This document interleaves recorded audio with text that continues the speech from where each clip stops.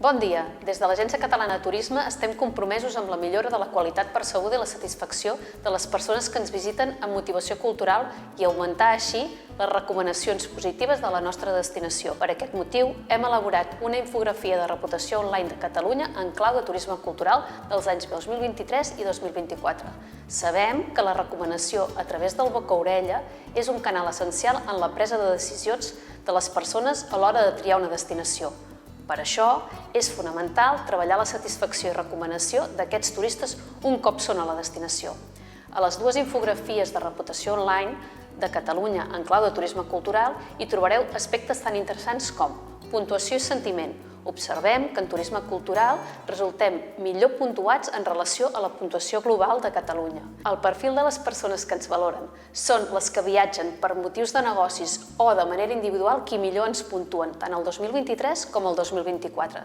Territorialment, la marca turística Pirineus és la millor valorada, tot i que val a dir que en aquest aspecte, territorialment, les puntuacions són bones, ja que van des del 8,9 la menys valorada fins al 9,5 la millor. Els mercats. Pel que fa als mercats, qui millor ens valora són aquells de llarga distància, Estats Units, Austràlia i Canadà, i que segueixen sent els mercats que millor ens valoraven el 2023. En canvi, aquells que menys ens valoren aquest 2024 són Espanya, França i Països Baixos, una tendència similar a la del 2023. Països, hem de tenir en compte que són països que tradicionalment per la seva proximitat tendeixen a fer valoracions molt més baixes. A partir d'aquesta petita pinzellada de les dades d'aquestes infografies en podem extreure una sèrie d'aspectes claus a considerar i que contribueixen a millorar la reputació online en clau cultural a Catalunya. Primer, qualitat en l'experiència.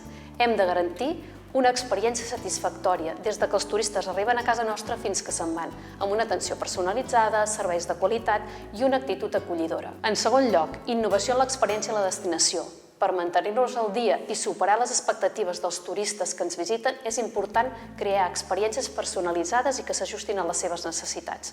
I d'aquesta manera els quedi un bon record de la seva estada a Catalunya. En tercer lloc, comunicació transparent i autèntica. La confiança és un element clau en la construcció de la reputació d'una marca.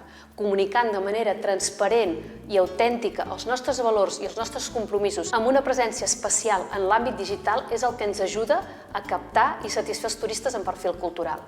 I quart, i per últim, és la cultura de retroalimentació positiva.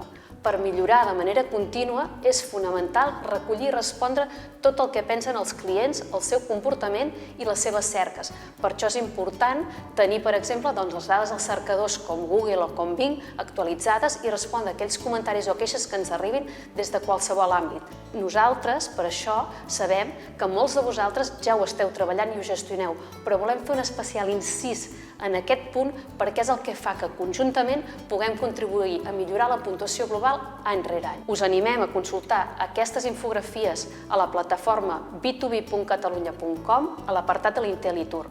Si teniu qualsevol dubte, ja ho sabeu, pregunteu-nos. Esperem que aquesta informació us sigui útil i ens veiem ben aviat.